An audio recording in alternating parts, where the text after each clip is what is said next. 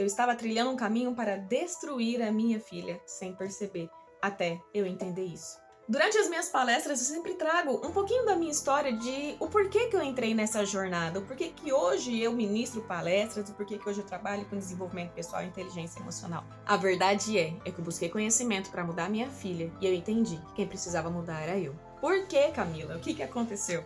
O fato é que a forma como eu tratava a minha filha era a forma como ela se via. Quando a minha filha nasceu, eu não queria que ela fosse uma pessoa fraca igual eu me via sendo fraca. Eu era uma pessoa que não gostava da própria imagem do espelho. Eu era uma pessoa que agradava a todo mundo, que tinha medo de conflito, que falava sim, que não discordava, que dormia triste, que acordava triste, que não via propósito na própria vida. E quando a minha filha nasceu, eu falei, ela não vai ser igual eu. Então eu tomei uma postura de durona demais dentro de casa. Não aconteceu nada de visivelmente traumatizante. Todo mundo acha que para você ser traumatizado precisa acontecer uma coisa terrível na sua vida. E não precisa. Aquilo que é sutil, mas que é repetido quase todos os dias ou muitas vezes na sua vida já é o suficiente para destruir a tua autoimagem, para destruir a tua identidade. E era isso que eu tava fazendo sem perceber. Vou trazer uma situação bem didática aqui para vocês entenderem. Essa aqui é minha filha. Ela nasceu limpa. Essa aqui é a pureza dela, a identidade dela. Nós, como pais e adultos, nós somos o exemplo de verdade absoluta na vida de uma criança. Então, tudo que você disser pra ela, principalmente do 0 aos 12 anos, você tá dizendo aquilo que vai se tornar verdade na vida dela. Então, toda vez que a minha filha tentava ser ela mesma, toda vez que ela fazia as gracinhas, toda vez que ela ou chorava por causa de alguma coisa que aconteceu e abalou o emocional dela, ao invés de eu acolher ela, de eu abraçar ela e de eu entender ela, eu criticava e invalidava o sentimento dela. Por quê? Porque vinha uma sensação de perigo muito grande dentro de mim. Alerta, ela tá sendo fraca. Se ela continuar sendo fraca, ela vai se tornar igual a você. E tudo que uma mãe não quer é que o filho viva todas as fases ruins que ela viveu. E, gente, não foi por falta de amor, mas por falta de sabedoria, de inteligência emocional. Eu feria a minha filha. Então, toda vez que ela tentava ser ela mesma, eu invalidava. Por que você tá chorando? Só por causa disso? Para de fazer isso. Meu Deus, que besteira. Ela começou a perceber. Quando eu sou eu mesma, minha mãe não gosta do meu jeitinho e eu não sou amada. E ela começou a não gostar de si mesma. Então isso foi fazendo com que ela acreditasse numa mentira.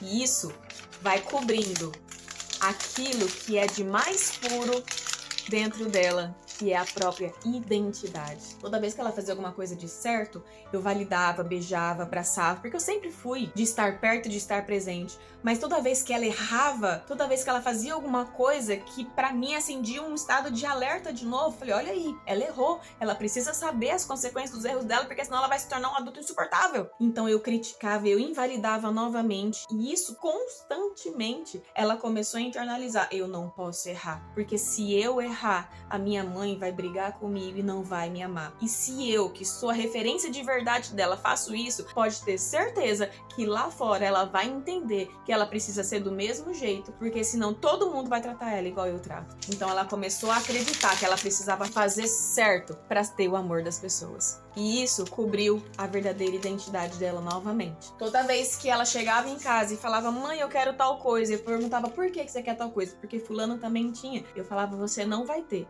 Você não é o fulano, você não tem que ter porque os outros têm. Primeiro, eu invalidava ela. E segundo, eu trazia um sentimento de escassez muito grande. Não tenho dinheiro para comprar isso. Eu tenho que pagar a conta, eu tenho que colocar comida dentro de casa, eu tenho que sustentar você, eu tenho que pagar a sua escola. O peso que eu trazia referente a essa situação para que ela tivesse consciência de que nada tem que ser na hora que ela quisesse, trouxe para ela um sentimento de não merecimento. Todo mundo tinha as coisas legais, menos ela. Então ela não merecia ter coisas legais e isso fez com que a identidade dela também fosse ferida, até o ponto de ela não conseguir mais ser ela mesma e viver aquilo que eu mais temia que ela vivesse, que era ser como eu era. E quando eu vi que ela estava desse jeito, eu falei, meu Deus, o que tá acontecendo? Porque eu não sou assim, por que ela tá se tornando aquilo que eu era, sendo que o principal motivo de eu ser do jeito que eu sou hoje era fazer com que ela não fosse fraca igual eu. E eu fui buscar conhecimento para poder mudar a minha filha. E quando eu entendi, quem precisava mudar era eu. E foi quando eu percebi que se eu, que amo tanto a minha filha, inconscientemente, por causa do meu comportamento, eu moldei a própria identidade dela ao ponto dela não gostar dela mesma, porque a forma como nós tratamos eles é a forma como eles se percebem.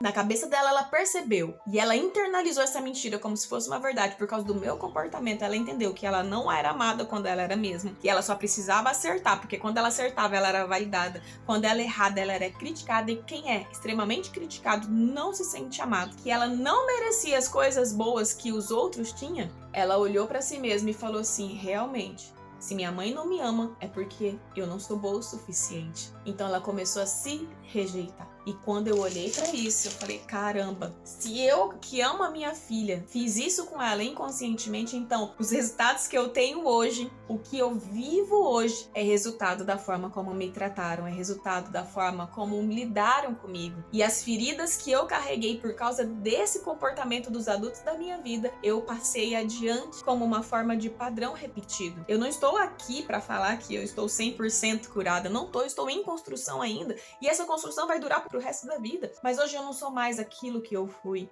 E sim, é difícil até hoje. Ninguém te conta que no começo dessa jornada você vai ter que se desconstruir e isso dói pra caramba. Mas hoje a diferença e o acesso que a minha filha tem a mim, porque eu tenho consciência do que o meu comportamento fez, nada paga essa libertação. A falta de uma identidade curada, uma identidade ferida, fere quem mais você ama. Nós sangramos em cima daqueles que não merecem, sem perceber. Eu não quero que a minha filha cresça e me agradeça por tudo que eu fiz por ela. Eu quero que ela cresça e me agradeça por eu ter me priorizado o suficiente para quebrar ciclos e não repetir com ela o que fizeram comigo. E eu estava construindo a minha filha para ser igual a mim quando ela fosse adulta. E eu entendi que eu também estava assim, a minha identidade estava lá dentro, escondida. Porque as mentiras que eu fui aceitando e acreditando me privavam da minha própria identidade. E o autoconhecimento é você entender o que aconteceu com você, ressignificar as coisas que fizeram com você e entender que aquilo não é a sua verdade. O que falaram pra você, o que fizeram com você, tem a ver com as feridas dos adultos que te criaram. E para você acessar a sua verdadeira identidade, você precisa ressignificar aquilo que você pensa, acha e sente sobre você mesma para acessar o que você tem de mais puro e precioso que tá aí, dentro de você, mas tá escondido, embaixo das mentiras que te contaram, sem querer, e você acreditou.